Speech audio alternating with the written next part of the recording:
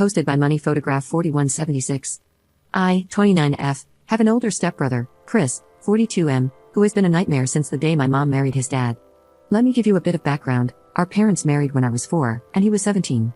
Both of our parents were widowed. After their wedding, we moved to the US, since my mom had American citizenship through marriage. I was born in the US as well, but after my dad passed away when I was 1, my mom and I moved back to Colombia.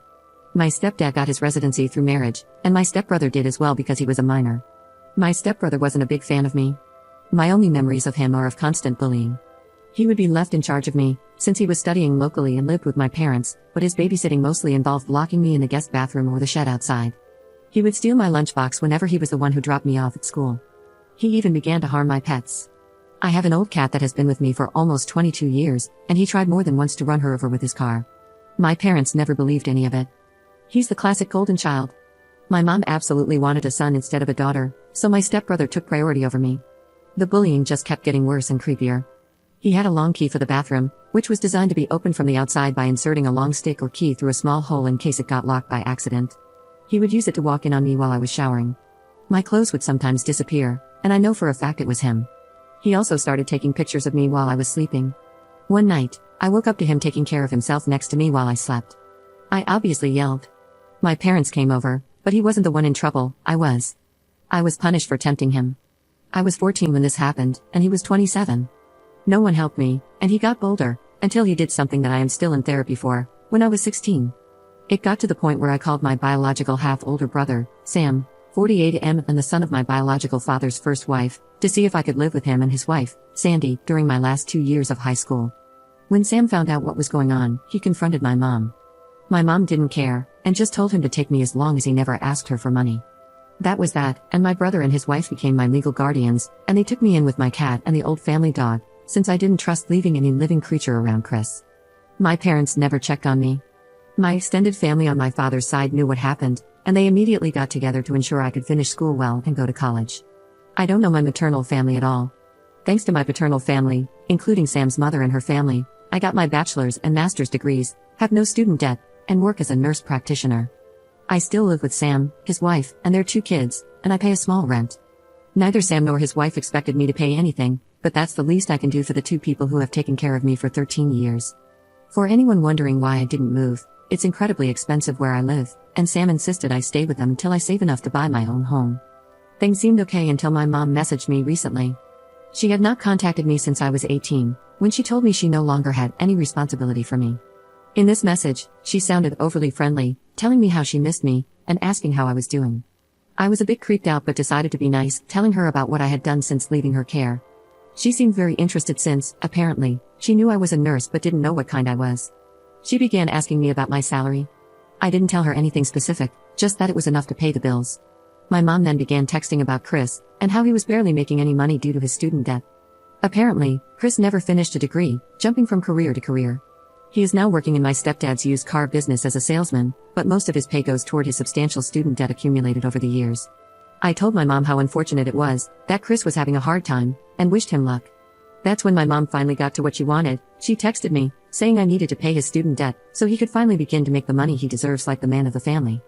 I just turned off my phone. When I got home, Sam was surprised, since I was usually the last to arrive. Sandy wasn't home yet. I told Sam what happened and showed him my mom's text messages. I don't think I've ever seen Sam this angry. He told me to block my mom, stepdad, and Chris, if I hadn't done so already. After talking with Sam and Sandy, I called my boss to ask for the next 2 days off. This gave me a 4-day weekend, including the days I'm normally off shift.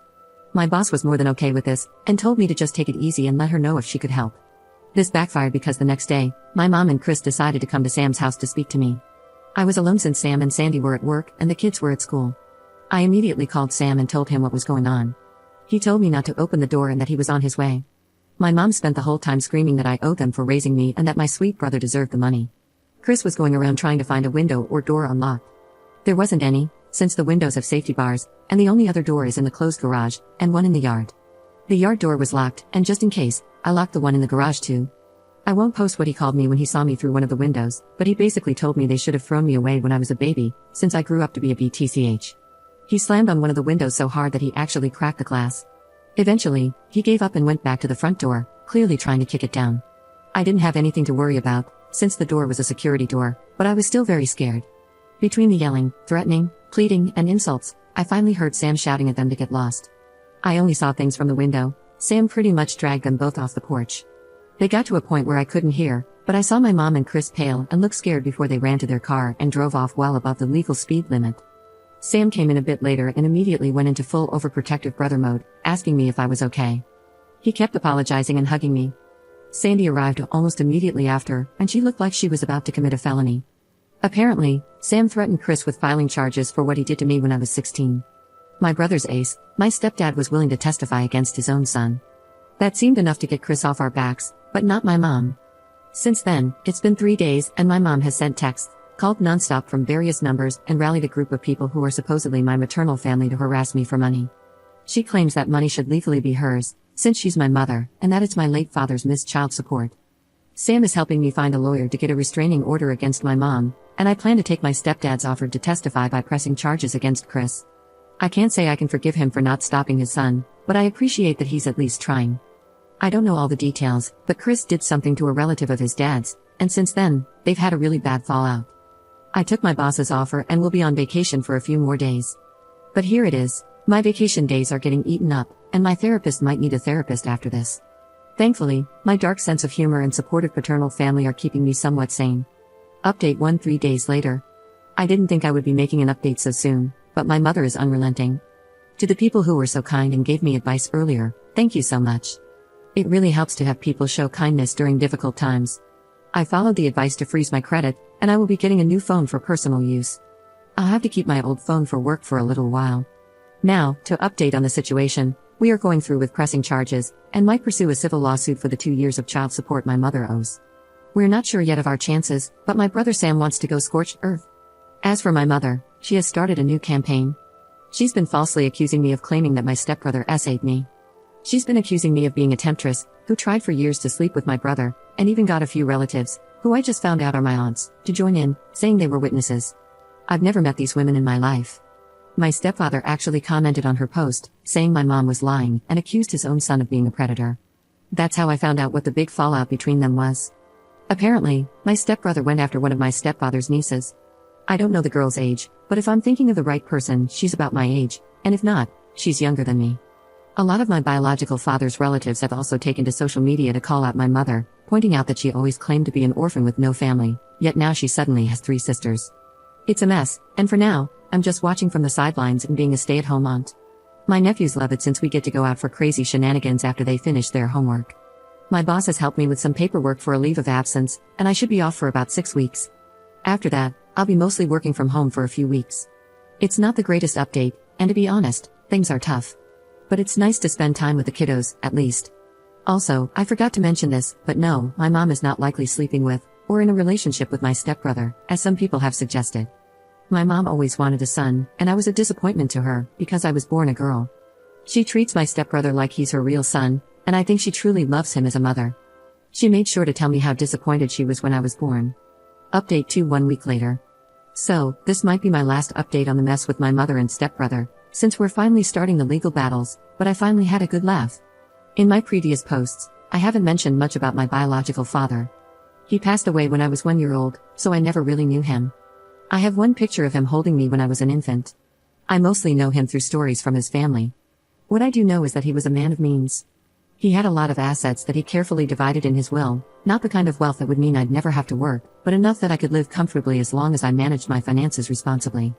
I was not aware that my father had made sure to leave me anything. Neither was my half-brother Sam, who is his son with his first wife. I'm the daughter of an affair partner who became his second wife. My understanding was that anything I might have inherited was wasted by my mother to buy things for her predator stepson, Chris, whom she prefers over me. He was my abuser growing up. In her words, daughters don't need inheritance, just marry a wealthy old man like I did. Well, since my mother and Chris have been harassing me lately, we drove to my dad's lawyer to get some things we need from my dad's records for the lawsuit we're planning. He's a sweet older man, kind of looks a bit like my dad, and was also my dad's best friend. When we met, he greeted me with a hug and told me how happy he was to finally meet me. His wife was there too, and she also gave me a big hug and told me we needed to have dinner at their place. Once we caught up, we discovered that my mother had been faking receipts to get money from my trust, a lot of it. Some of the fraudulent claims were even made while I was under Sam's guardianship. Despite not being the executor of my trust, she had to provide receipts for anything she claimed. She's been submitting receipts on my behalf because I'm still in medical school. I finished school in 2021. Well, her meal ticket not only got torn, but now she's in big trouble. This is fraud, and my hands are basically tied when it comes to pressing charges. She's been claiming me as a dependent on her taxes, so my dad's lawyer would refund her for her expenses. He told me there's no way we can keep this just in civil court. He had to contact the IRS and the police. It doesn't help that she's been using my social security number for things she shouldn't have. Thank you to everyone who advised me to freeze my credit. You guys definitely saved me. I probably won't be able to post for quite a while, and I'm going to be incredibly busy. I'm just mentally exhausted from everything that has happened.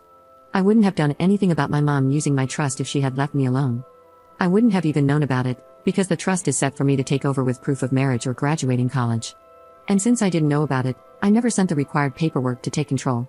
She could have milked it dry if she had just left me alone and kept sending fake information. I'm in the process of getting what's left of my trust.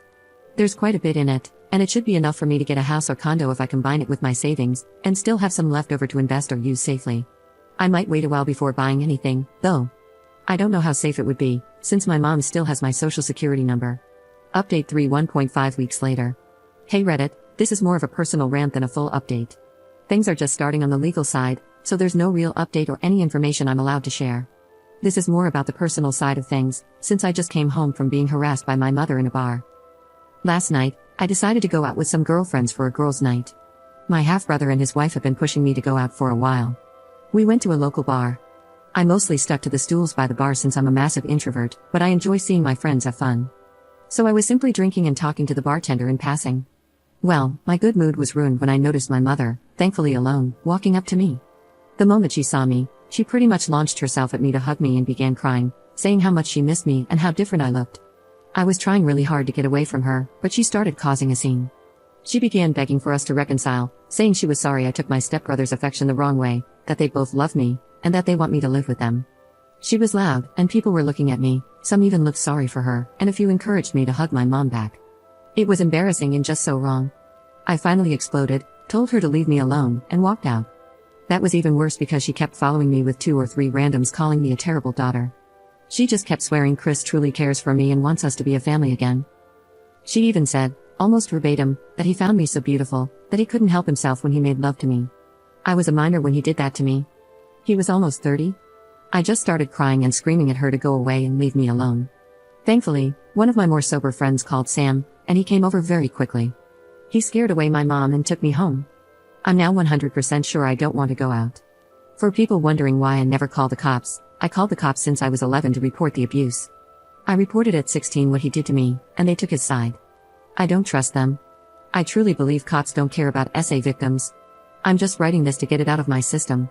My therapist is unavailable, so Reddit is the next best thing. Update for 2 months later. Hey, it's been a while. Sorry for the radio silence. I had some people asking for updates, but things had been pretty quiet until this weekend, so I had nothing to post. This weekend, once again, my mother decided to accost me at work. I was working from home doing clerical work for the clinic I work at. I'm a nurse practitioner but took on some clerical duties to be able to work from home when the mess with my mother and Chris began. Since then, the time I could work from home has ended, so I am back in the clinic seeing patients. For the most part, Saturday went well and quietly. Sunday, however, I noticed someone who shared my mother's first name but not her last name. My mom has a very unique name, very old-sounding, and I've only seen it twice in my whole life. Of course, there's a big Latino community where I live, so I just assumed this was another person. We're from a Colombian family, though I was born in the US to an American father. Lo and behold, it was my mother using a fake last name. When I saw her, I immediately called my boss. She's aware of the situation and promptly asked my mother to leave the premises. This can be a controversial move, so to explain before any debate starts, she was there for a general checkup, not a life or not life treatment. She was not denied service for protected reasons, but because I, as a staff member, felt my safety was at risk in her presence. There are plenty of other clinics with varying prices that are open to new patients, so she can get her checkup elsewhere. This is allowed under our state's law. If she had been hyperventilating or clearly in distress, we would not have been able to ask her to leave. My mother, of course, went on a rampage, demanding to be seen by me specifically. Thankfully, my boss was not intimidated and insisted that my mother had to leave, or else the cops would be called. After a back and forth, which I watched from the security cameras, this all happened in our waiting room. My mother threw a letter at my boss and left fuming. She even pushed a lady who was walking in, though thankfully, no one was hurt. My boss brought me the letter and assured me she would make sure not to assign me any patients with my mother's first name, then went to make arrangements with our front desk. I took a break and decided to read the letter, mostly to see if it was something I could use for my restraining order. This is a translation to my best capabilities. My lovely daughter, it hurts me so much that you refuse to speak to me. I love you so much, and all I want is to recover the years we've lost. You are all I have left from your father, whom I love dearly. I know there are a lot of misunderstandings with Chris. He loves you so much, and I wish you would give him a chance to prove it to you. He always talks about how beautiful you are, and how much he wishes you two could spend more time together. He truly adores you, and I wish you would consider his feelings more. He even asked me to convince you to marry him, and I think it's a wonderful idea. Stepfather's name and I are probably divorcing, and this would be the perfect solution so Chris, you and I can stay a family. He keeps going on and on about how much he wants to raise you and his baby together. Let me know when you want to go shopping for wedding dresses. I love you, my darling, from Mom. I'm going to share a few personal notes here. I'm unable to get pregnant. After Chris's attack, I had some medical complications that have left me unable to conceive. My mother knows about it. Chris knows about it. The cops know about it. They ruled the whole thing as consensual intimacy, and because I was 16, the legal age of consent, nothing was done.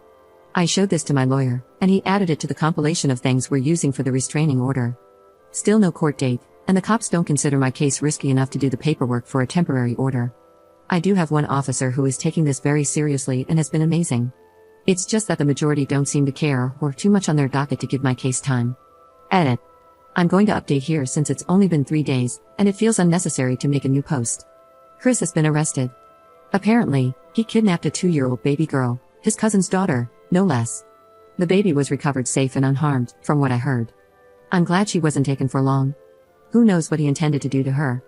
If I hear more details, I'll update. I'm trying to use this to get that temporary restraining order,